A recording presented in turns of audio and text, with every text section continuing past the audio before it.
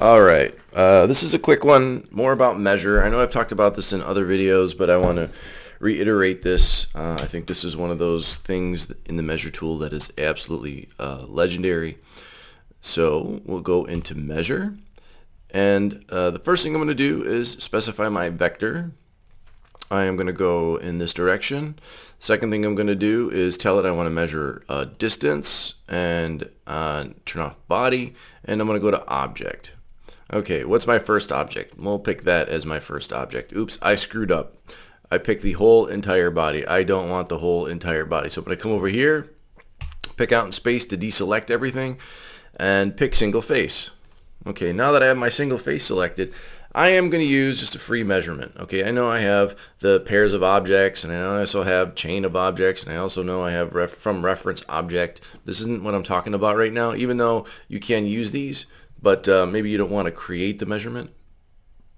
Maybe you want to go and do something crazy like, okay, select an object. Well, what's my next object? Well, maybe I want to measure to this over here. Now, you'll note that it puts the measurement in, and it created the object in the list. If I go into the list, and this is what's nice about this, it gives you a list of all the objects that you're measuring, or things that you have selected. It tells you what it is, right? A center line. If I pick on it, it highlights the center line. Well, maybe I want to pick something else for object 3. Okay, maybe I want to pick this face.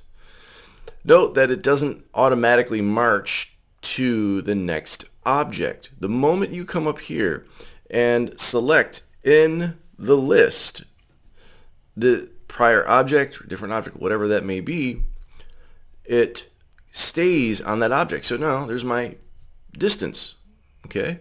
And because I'm using a vector, I know it's always going to be a distance, in this case, the minimum projected, which is fine.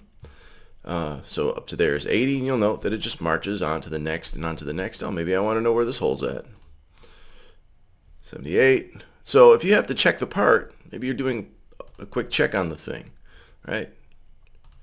That edge, center of that hole. You literally set up your measurement and then pick that object that you want to measure over and over again. So if I came over here and said, oh, it's overall width, and you see it changes. This is the face that it is now picking, okay? I personally think it's great. I love that. I absolutely just love that. Yes, I know I can come over here and say from a reference object, and that's totally fine. But what if I wanted to change object number 2 and get the measurement from there to there? Okay, notice object number 2 now stays highlighted. Now I can get the measurement from object 3, that face, to that center line, and go in the opposite direction if need be. All right. So that little hint, very useful. I said I oftentimes have to check parts. I send parts out to some people that I use for various jobs. I get the part in. I got to do a quick check.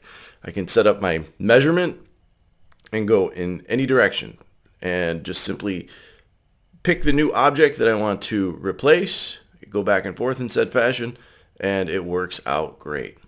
Nice job, people at Siemens. Very nice job.